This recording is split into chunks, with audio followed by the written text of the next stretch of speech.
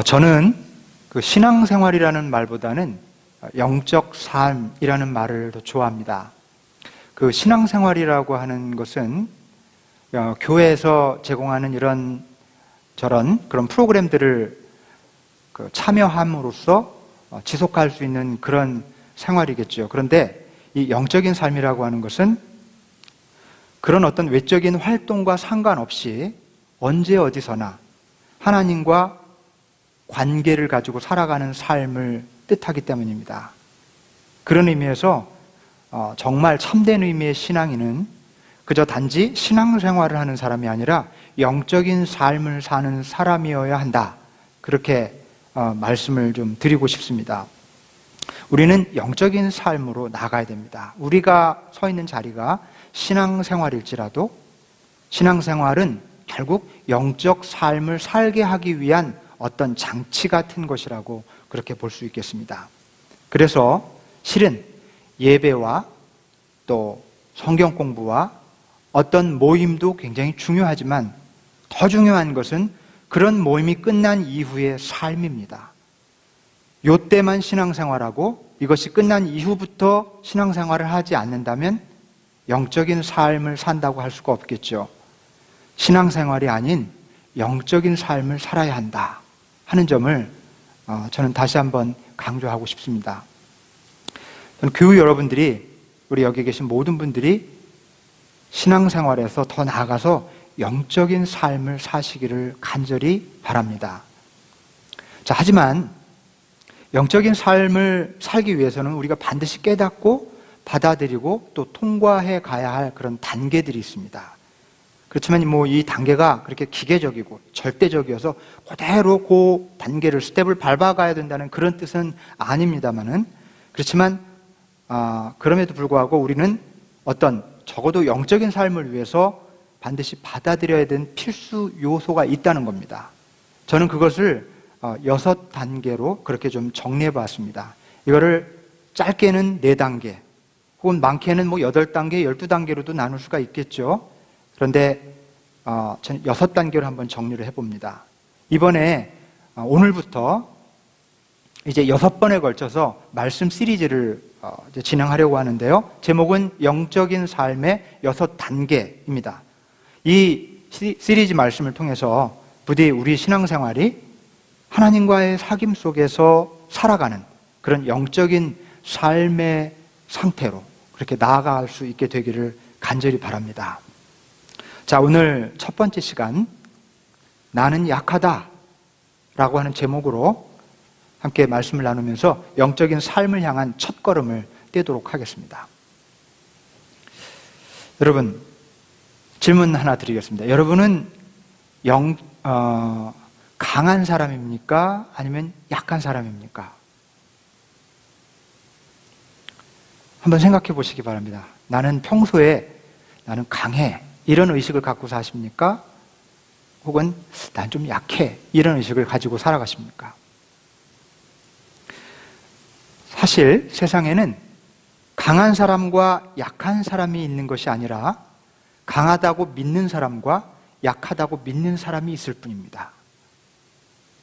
강하다고 믿는 사람들 중에 3부류의 사람들이 있습니다. 첫 번째는 육체적으로 튼튼한 사람들, 몸이 건강하게 타고난 사람들, 이런 사람들은 매사에 이렇게 나는 강해, 이런 의식이 누가 가르쳐 주지 않아도, 자기가 일부러 생각하지 않아도 그런 의식이 이렇게 잠재되어 있죠. 운동을 통해서 또 요즘은 약하게 태어난 사람들도 그 근육질을 만들기도 하고 그러죠. 이런 사람들은 강하다고 하는 걸 보여주기 위해서 이렇게 민소매를 입고 쫙 붙는 그 쫄티라고 그러나요? 그래서 몸이 이렇게 보이도록 하는 그런 성향들이 있죠. 또 여성들 같은 경우는 이제 운동을 열심히 해서 몸을 잘 가꾸면 또 그런 것들이 잘 드러나는 옷을 입는다든지 그런 방식으로 이 육체가 튼튼하고 강한 사람들은 또 이렇게 좀 자신이 강하다고 하는 것을 보여주곤 합니다. 자, 두 번째로 정신이 강한 사람들이 있습니다. 정신이 강한 사람들. 의지력과 정신력이 굉장히 강해서 이런 분들은 자기 세계를 구축해 나갑니다. 그래서 어떤 분야에든지 이미 성공적인 위치나 지위를 누리고 있는 경우가 많고요. 무슨 일을 하든지 자신감이 있습니다. 이렇게 정신력과 의지력이 강한 사람들은 딱 만나보면 위축되는 게 없어요. 굉장히 자신감에 넘쳐 있습니다. 그래서 이들은 자기 의식 속에 자신이 굉장히 강하다는 의식도 이렇게 자리 잡고 있죠. 또 영이 강하다는 사람도 있습니다. 영이 강한 사람들이 있어요. 어떤 종류냐면요, 무엇에든지 막힘이 없습니다. 거칠 게 없어요. 하고 싶은 대로 하는 편이고 살고 싶은 대로 삽니다. 자기를 가로막을 그 어떤 것도 없다고 믿어요. 이들은 누가 뭐라고 해도 자신들이 굉장히 강하다고 믿고요, 자기를 붙들거나 속박할 아무것도 없다고 생각합니다. 문자 그대로 강하다 이런 의식, 또 그런 말을 하지는 않아도 이 의식의 가장 깊은 곳에 I'm strong 이런 게 딱 있는 거죠. 여러분, 그런데 이 세 부류의 사람들에게 공통점이 있어요. 자신의 힘과 지혜와 능력으로 내가 내 삶을 컨트롤할 수 있다라는 믿음을 가지고 있다는 겁니다. 강한 사람들. 여러분들 이 세 부류에 속하지 않더라도 혹 인생을 살아가면서 나는 내 삶을 내 지혜, 능력, 힘으로 컨트롤할 수 있어, 이런 방식으로 살아왔다면 여러분은 maybe 강한 사람에 속할 겁니다. 강하다고 믿는 사람. 자, 약하다고 믿는 또 세 부류의 사람들이 있어요. 이 육체가 선천적으로든 무슨 어떤 것으로든 약한 사람들입니다. 몸이 약해서 잦은 병에 시달리거나 오랜 질병을 앓거나 또 시한부 인생을 살아가는 사람들은 당연히 자신을 약한 사람이라고 믿죠. 또 둘째는 좌절이나 실패나 살아가면서 그런 어떤 실패를 많이 겪어본 사람들은 이 많은 노력을 하고 애를 써도 그래도 실패를 경험하면서 자의식 속에 나는 실패한 사람이야, 나는 루저야, 이런 의식이 가득 차 있습니다. 성공보다 실패를 더 많이 경험한 사람들은 당연히 자신이 못나고 부족하다고, 약하다고 그렇게 믿습니다. 자, 그 다음에 또 세 번째로 이런 사람들이죠. 자기 힘으로 삶을 헤쳐나갈 수 없다는 것을 알면서도 딱히 뭔가를 의지하지 않는 사람들, 의지할 줄을 몰라요. 자기가 자기 힘으로 헤쳐나갈 수 없는데 의지하지도 않는 이런 사람들. 헤쳐나갈 힘도 없고 의지도 없어요. 뭔가 무력감에 빠져 있고 누군가에게 손을 내밀 만한 의욕도 없는 겁니다. 이들은요, 자신이 지극히 약하다고 믿습니다. 이렇게 자신이 약하다고 믿는 사람들의 공통점이 있는데요, 이들에게는 생의 의지가 없고 좌절에 빠져 있습니다. 나에게 희망이 없어, 이런 의식을 가지고 있어요. 다시 한번 여러분들에게 한번 여쭤볼게요. 자, 그렇다면 여러분은 어느 쪽이실 것 같습니까? 어느 쪽에 좀 더 가까우실 것 같습니까? 강하다고 믿는 편이십니까? 아니면 약하다고 믿는 편이십니까? 자, 우리가 어떻게 믿든지 사실을 말씀드리자면 우리는 강하지도 약하지도 않은 존재들입니다. 우리는 꼭 강해져야 될 필요도 없고요, 그렇다고 무력하게 약한 존재로 살아갈 필요도 없습니다. 우리는 강함과 약함을 떠나서 그저 우리 자신으로 살면 됩니다. 어떠하든지, 우리의 형편과 모습과 기질이 어떠하든지 강하거나 약할 필요가 없어요. 어떤 한쪽을 택할 필요 없습니다. 그러나 우리 자신으로 살아가기 전에 한 가지 꼭 짚고 넘어가야 할 사실이 있습니다.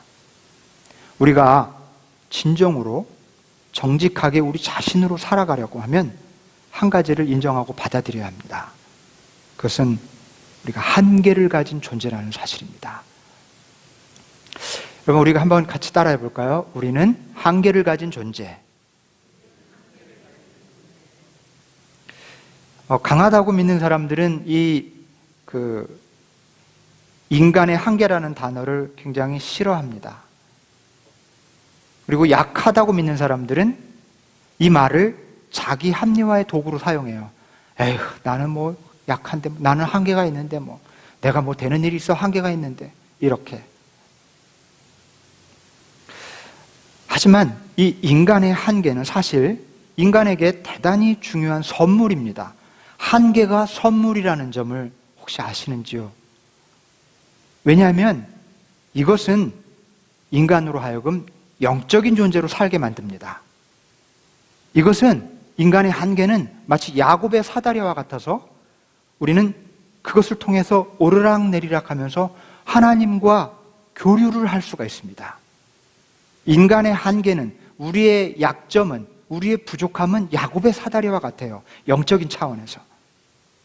따라서 우리는 강한 존재나 약한 존재라는 의식보다는 한계를 가진 존재라는 그런 제3의 의식이 필요해요. 제3의 의식. 약한 존재라는 의식, 강한 존재라는 의식이 아닌 그저 한계를 가진 존재라는 다른 의식, 다른 차원의 의식이 필요합니다. 저는 이 제3의 의식을 믿음이라고 부르고 싶습니다. 나는 한계를 가진 존재라는 믿음. 내가 한계를 가진 존재라는 믿음은 강하거나 약하다는 의식과는 전혀 다릅니다. 우리 자신에 대한 가장 적절한 이해이고 정직한 자각이며 또 지혜로운 믿음이 아닐 수가 없습니다. 우리는 정말 인생을 살아가면서 수많은 한계를 경험하지 않습니까? 여러분 그렇게 고백할 수밖에 없지 않습니까? 우리는 한계를 가진 존재다. 여러분 내가 한계를 가진 존재라는 믿음이 없이는 하나님께 나아갈 수 없습니다. 따라서 이 믿음이야말로 영적인 삶의 첫걸음이 아닐 수 없습니다. 내가 한계를 가진 존재라는 믿음이 없으면 한 걸음도 영적인 삶을 향해 나아갈 수 없다는 사실. 이 사실을 한번 좀 꼭 기억합시다. 제가 몇 번 말씀을 드렸습니다마는 저는 어렸을 적에 몸이 많이 약했습니다.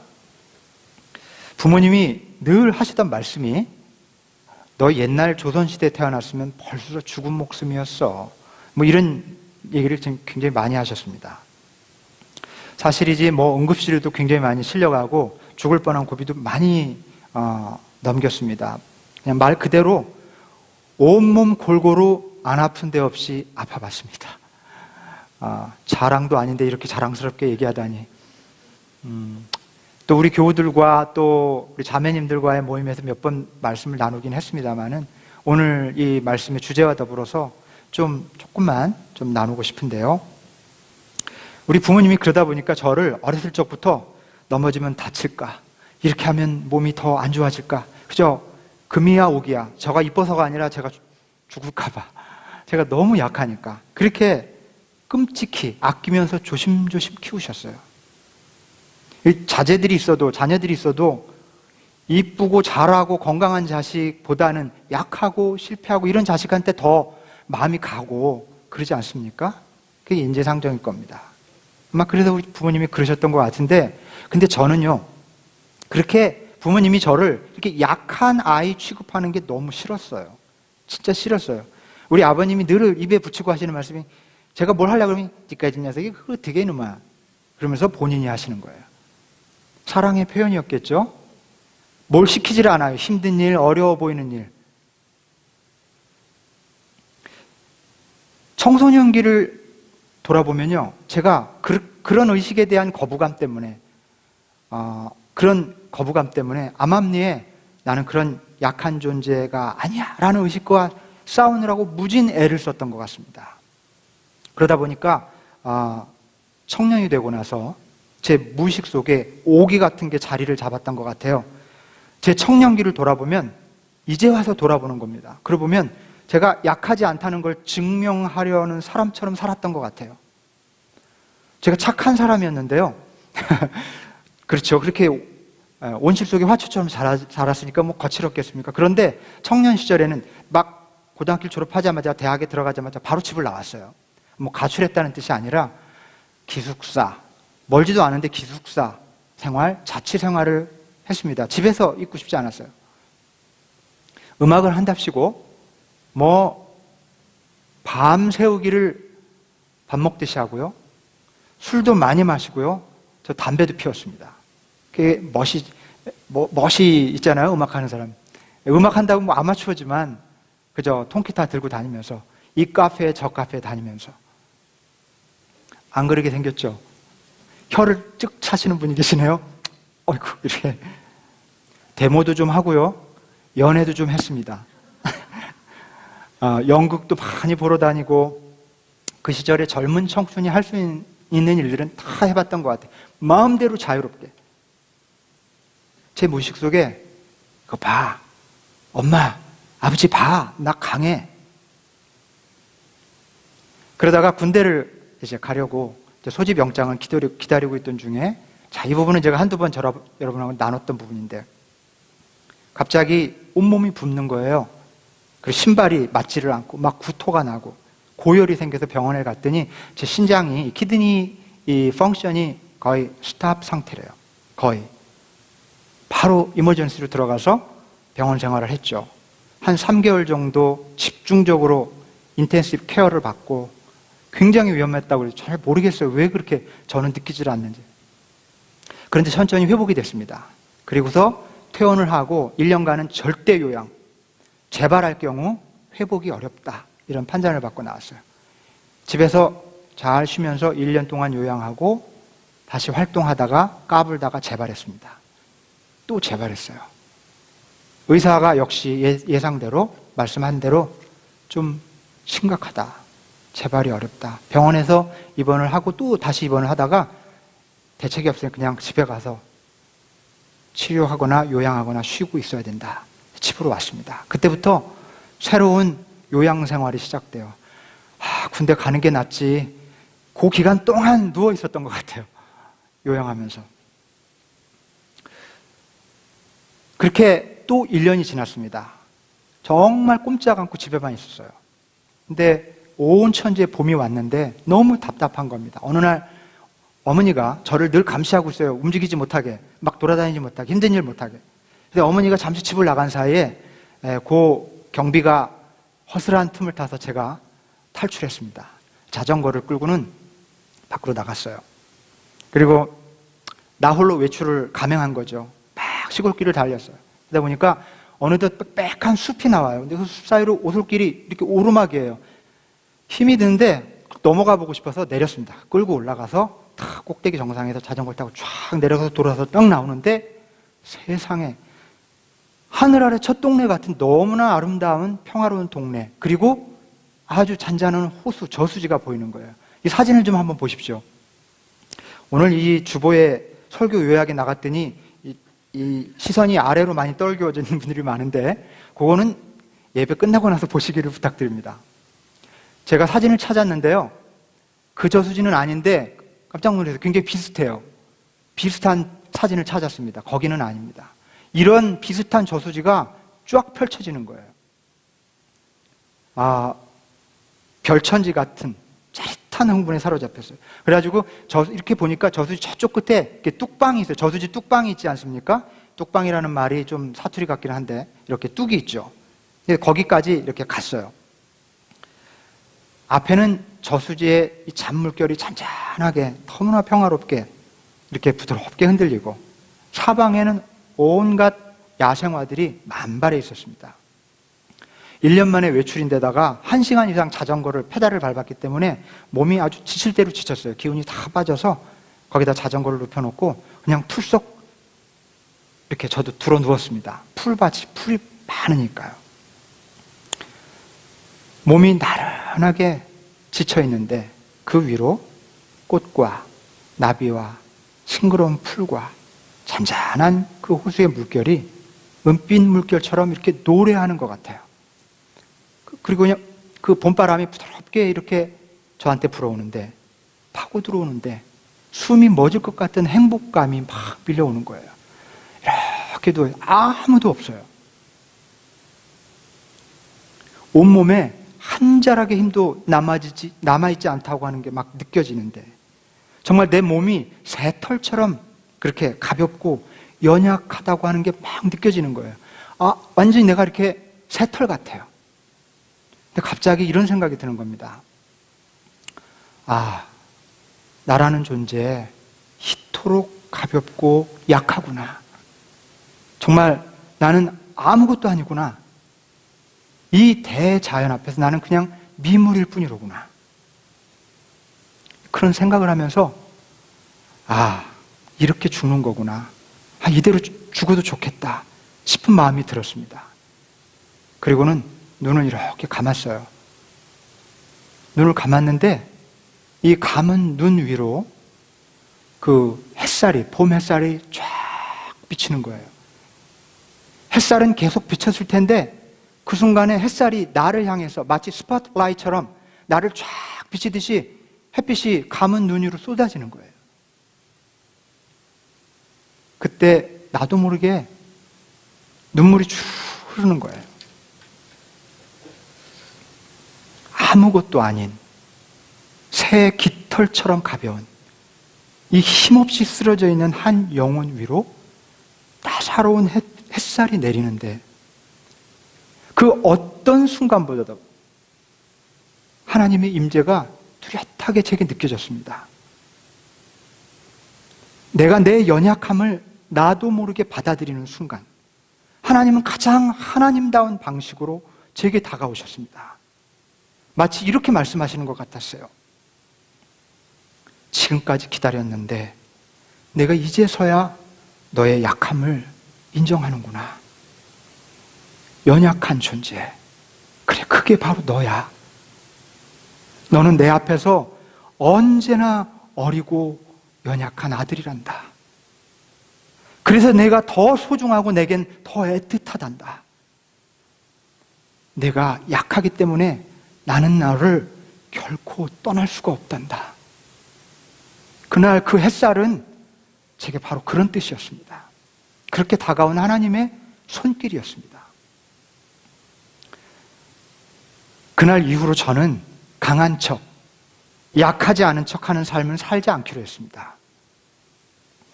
나는 약하고 한계가 있는, 그래서 하나님의 은혜와 도우심이 꼭 필요한 존재라는 사실을 인정하면서 살기로 했습니다.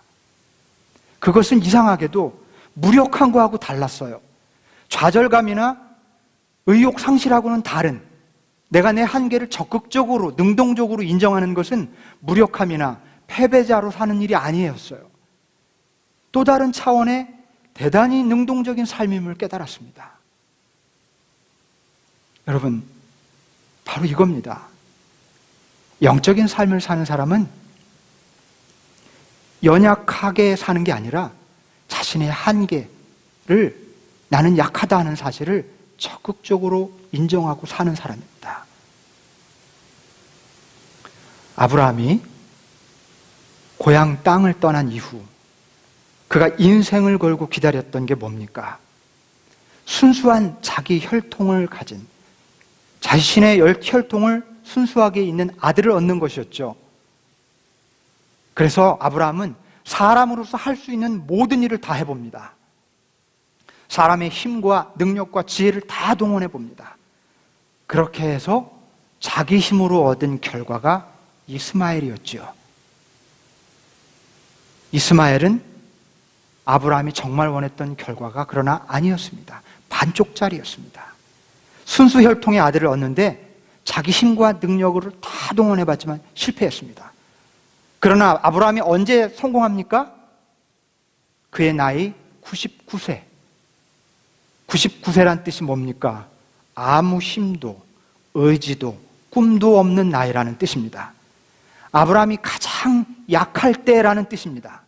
더 이상 자기 힘과 능력으로 인생을 컨트롤할 수 있다고 믿지 않는 때를 99 years old라고 말합니다. 그때야 비로소 하나님이 이삭을 허락하셨습니다. 이게 하나님의 방식이에요. 내가 뭔가 하려 할 때 하나님은 하실 수가 없습니다. 내가 아무것도 아니라고 인정할 때, 아무런 힘도 발휘할 수 없다고 하나님 앞에 고백할 때, 그때부터 하나님은 강하게 움직이기 시작하십니다. 하나님이 모세를 부르신 것은 애굽의 찬란한 궁궐에서 엄청난 힘과 권력과 지혜를 가졌던 바로의 왕자로 있을 때가 아닙니다. 시나이 반도의 그 허름한 호렙산 한 구덩이, 그 후미진 곳에서 냄새나는 양떼들과 함께 뒹굴고 있을 때였습니다. 하나님이 그때 부르셨어요. 나는 단지 양치기일 뿐이라고, 나는 말을 할 줄 모른다고, 나는 그런 능력이 없다고, 나는 부족한 사람이라고, 나는 정말 약한 사람이라고 믿고 있을 때 하나님이 모세를 부르셨습니다. 베드로는 3년간 예수님을 따라다녔습니다만 그가 정말 예수님의 제자가 된 때가 언제인 줄 아십니까? 예수님을 모른다고 3번 부인하고 나서 성전 바깥들로 나가서 심하게 통곡하고 난 이후부터 베드로는 진짜 사도의 삶을 살기 시작합니다. 정말 자기가 아무것도 아닌, 난 정말 부족한 사람이구나, 나는 쓸모없는 인간이다 라는 자각을 한 이후부터 베드로는 진짜 제자의 삶을 살게 되었습니다.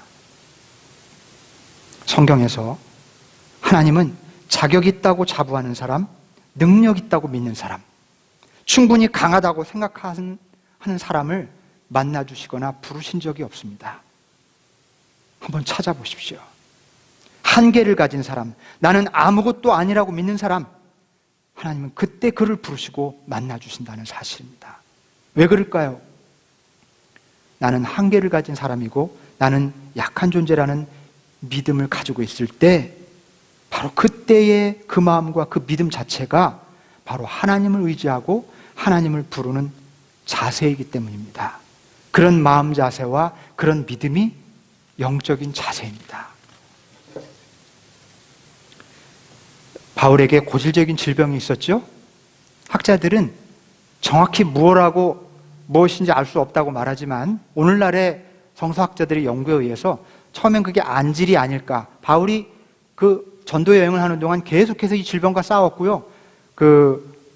누가가 바울을 따라다니면서 치료해 주려고 했습니다. 그런데 안질을 그렇게 하지는 않잖아요. 안질도 뭐 심각하면 굉장히 불편하지만 눈병 때문에 의사가 따라다닐 리는 없죠.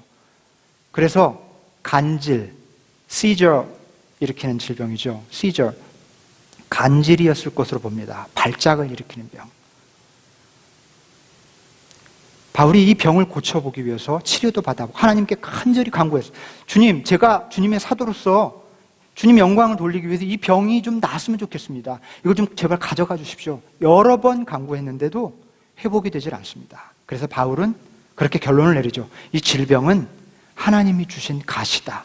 내 안에 주신 가시라고 생각했습니다.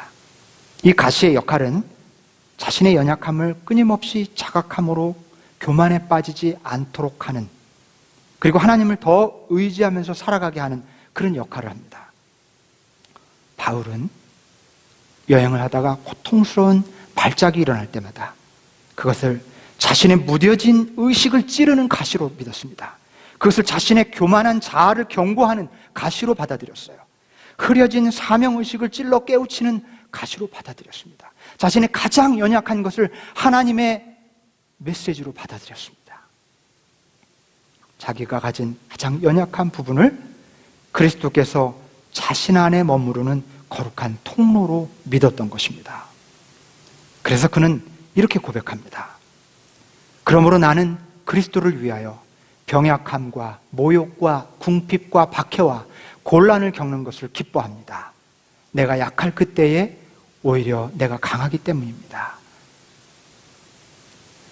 여러분, 정말 위대한 사도 아닙니까? 자신의 그 고통스러운 한계, 연약함을 이렇게 받아들여요. 내가 약할 그때 오히려 내가 강하다. 고린도후서 12장 10절 말씀, 여러분 우리 함께 다시 한번 이 말씀을 읽어봅시다. 그러므로 나는 그리스도를 위하여 병약함과 모욕과 궁핍과 박해와 곤란을 겪는 것을 기뻐합니다. 내가 약할 그때에 오히려 내가 강하기 때문입니다. 아멘. 알코홀릭스 어노니머스라고 하는 모임이 있습니다. 여러분 아시는 분 계시죠? 그 약자를 따서 AA라고 하죠.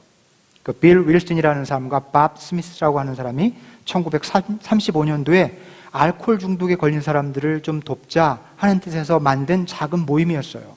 그런데 이 모임이 처음에 기대했던 것과는 전혀 다른 방식으로 놀라운 반향을 미국 사회 전체에서 일으킵니다. 이들이 하는 모임을 통해서 알코올 중독자들이, 그 고치기 힘들다는 알코올 중독자들이 회복이 되는 거예요. 엄청나게, 지금도 미국 어느 곳에서나 AA 모임이 있어요. 큰 교회들은 이 AA 협회에서 큰 교회 빌딩을 빌려서 어느 요일 무슨 시간을 빌려서 사용하죠. 이 크로스로드 UMC도 AA 모임이 있습니다. 이 모임이 효과를 발휘하게 된 비결이 있는데요. 참가자들이 반드시 동의하고 따르는 12단계, 12단계 강령이 있습니다. 이 12단계의 첫 번째 강령이 뭔 줄 아십니까? 나는 약하다. I am powerless. 나는 약하다. 라는 거예요. 중독을 벗어나지 못하는 사람들의 공통적인 특징, 이 모임에서 밝혀낸 공통적인 특징은, 이건 추정이 아니라 통계고요. 이런 사람들의 경험을 통해서 80년의 역사, 90년의 역사를 통해서 밝혀진 거예요. 중독을 벗어나지 못하는 사람들의 아주 공통된 특징은 내가 내 상태를 컨트롤할 수 있다고 믿는다는 거예요. 예를 들어 담배 한번 생각해 봅시다. 담배 펴보신 분들은 아시겠지만, 에이, 내가 이거 맘만 먹으면 끊을 수 있어. 그런 분들 못 끊어요. 잘 못 끊습니다. 마찬가지예요. 내가 자신이 그 중독을 컨트롤할 수 있다고 믿어요. 그런데 반대로 중독을 벗어난 사람들의 특징은요, 아주 중요한 첫 번째 12단계 중에 첫 번째 강령으로 삼았던 것처럼 자신이 중독으로부터 벗어날 힘이 없다는 것을 인정하고 받아들인 사람들이 가능했다는 사실입니다. 그때부터 중독이 치유되기 시작했다는 거예요. 어떤 면에서 우리는 여러 가지 감추어진 방식으로 죄된 삶의 방식에 깊이 중독되어 있습니다. 우리가 의식하는 것보다 훨씬 더 깊이, 의식적으로, 무의식적인 차원으로 죄된 삶의 방식에 중독되어 있어요.